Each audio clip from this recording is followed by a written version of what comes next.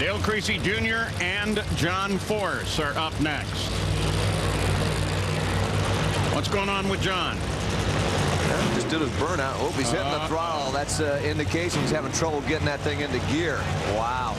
And if he can't, he's just got to motor on down the course and lose this round. Now, what normally you try to do here is you try to get the idle to slow down because it's a centrifugal clutch. And basically, you cannot disengage the clutch. So if the idle's too high, the centrifugal force puts pressure on that clutch, and then you can't get it in gear.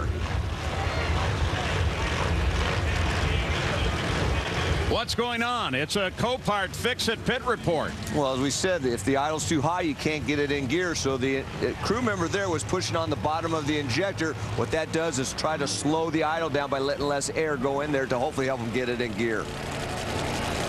What a huge moment for the points. John Force and Robert Height both out in the first round. I'm thinking Hagan really wanted to go against him. Mike Neff is chief in that car right now. They got to wonder what happened there. Well, and absolutely. I mean, Matt Hagan's disappointed. I mean, he wants to win this thing, but he would love to just beat John Force flat out. Let's face it. And it's interesting. The Force cars have had some funny little mechanical failures. You know, the throttle cable back at Indy. Yeah, both Robert and John had that. And now you have this issue here with the reverse of this. Wow. You don't see that very often. So that's going to set it up for Peanut, Dale Creasy Jr., to make a solo run. See, now they got to get him off the track. They can't send Dale Creasy until he gets off of the track. Stop at the end of the racetrack. You're not going to be able to let Dale Creasy run. They're holding him up. Obviously, the only thing to do, you don't want something going nearly 300 miles an hour ripping past you while you're standing on the track.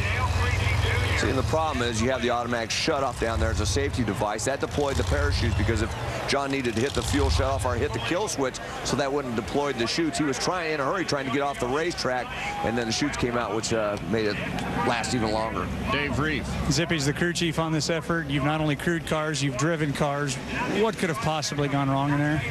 I really don't have any idea at this point. For some reason, he couldn't get it into reverse, and I'm not sure why. I thought maybe when the guys got out there, if it was sometimes on the idles high, you know, it's hard to get into reverse, but once they got out there, told them to close, to push the butterflies close. Usually when you drop the RPM enough, you can get into reverse, but something must have broke because that didn't do it. So. Is that a problem you've ever had before? Well, I had it happen to me in Phoenix in the final round last year, I think it was, but the clutch pedal broke. The clevis on the clutch pedal broke, so that was my problem. So I don't know. He must have had something like that happen. It's just a bummer. Big disappointment. Gary Gerald? As Force's car comes around the corner here at the top end, we stand by with Matt Hagan, who's been watching this on our monitor. What are the emotions like when you see the man that you've been chasing and all of the just passion of the chase suddenly have a turn like this? That's horrible. I mean, nobody wants to see that. You know, we want to go out here and battle it out, just like John said last night. We want a dogfight. I hate it for the guy. I mean, it hurts me to see it, you know, but we got a job to do out here today with this diehard funny car, go some rounds, and you know, it opens up a lot of opportunities. But I just hate it for the guy. I know I can't imagine how gut-wrenching that feels. But we'll get this thing back together, and we got a lot of great sponsors here this weekend, and hopefully we can do well. But I hate it for those guys. Thanks. Well, the funny car points as John tries to explain it to the public address. So I don't want to shut off. The points are going to look like this. Gary Gerald will be able to talk to him a moment. Hagan, he closes in tight and takes number 1. John Force is now number 2. Beckman 3. Ashley Force Hood is 4th. This is what happened, Mike. Well, we're going to take another look at the burnout. Now, normally, if you have a situation where it won't go in reverse, if the idle's too high, you can try to pull back on the throttle pedal to slow it down, or you can put on the rich side on the fuel pump, which will also help slow the idle down. But if something broke, like Zippy said, it doesn't matter. You're not going to get it into gear. For Dale Creasy, his last round win on the Tour 5 years ago at Chicago over John Force. We'll be hearing from John Force in just a moment. And coming up next, it will be Ashley Force Hood as she faces Cruz Pedregon. And let me tell you, you've got to take Cruz seriously, even though he is not in the countdown. A turn of events no one could have predicted as we welcome you back to Maple Grove Raceway. It happened in Funny Car just a moment ago when John Force's car was unable to get into reverse. This is Dale Creasy, Peanut we like to call him, coming to the line.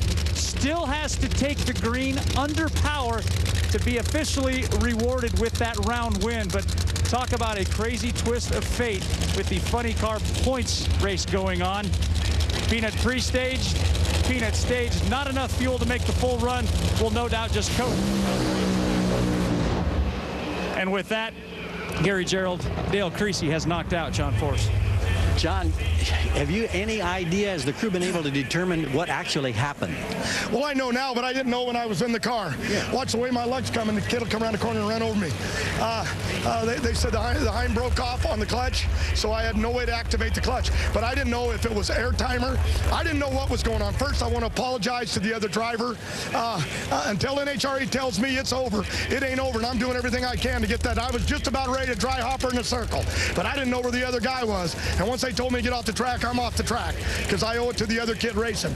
I had a problem there, but in the old days, if the idle was too high or anything was malfunctioning, you could dry hop it a lot of times. It'll jump into reverse because destiny plays a big part in winning this championship.